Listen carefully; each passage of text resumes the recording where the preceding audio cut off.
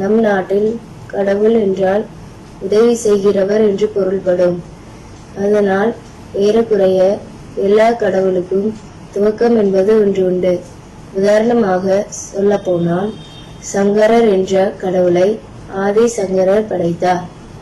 ஆதி சங்கரருக்கு முன்பு கடவுள் ஒருவர் இருந்தார் என்றெல்லாம் கூறப்படுகிறது. ஆனால் கிறிஸ்தவ மறையில் அவ்வாறெல்லாம் இல்லை.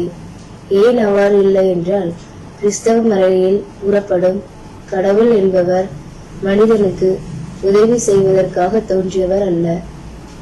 அவர் என்றும் இருப்பவராக இருந்து மனிதனுக்கு மண்ணுலகை உதவி செய்வதை விட மனிதனை தன்னுடைய பிள்ளையாக மாற வைப்பதற்கு தேவையான உதவிகளை செய்து மனிதன் என்னை நோக்கி விரும்ப மாட்டானா என்று ஏங்கி தவிப்பவர்தான் கடவுள். எனவே இந்த கடவுள் மண்ணுலகத்தில் சமாதானத்தை கொடுப்பதற்காக இருக்கின்றவர் அல்ல. மேலும் சொல்ல போனால், மண்ணுலகத்தின் சமாதானம் சீர்பெறுவதற்கு இவரும் ஒரு காரணம்.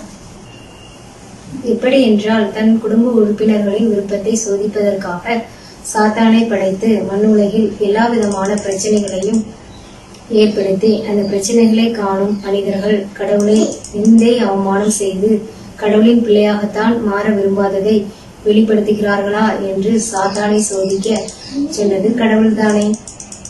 கடவுள் சாத்தானை படைக்காமல் இருந்திருந்தால் இந்த உலகத்தில் துயில் உரியும் சம்பவங்களோ, பிறன் மனைவியை சிறைபிடிக்கும் சம்பவங்களோ, நான் தான் கடவுள் என்று மனிதனை குறிக்கொள்ளும் சம்பவங்களோ நடக்காமல் அனைத்தும் சமாதானமான அமைதி நிலையிலேயே மண்ணுலகம் இருந்து இருக்கும் அல்லவா?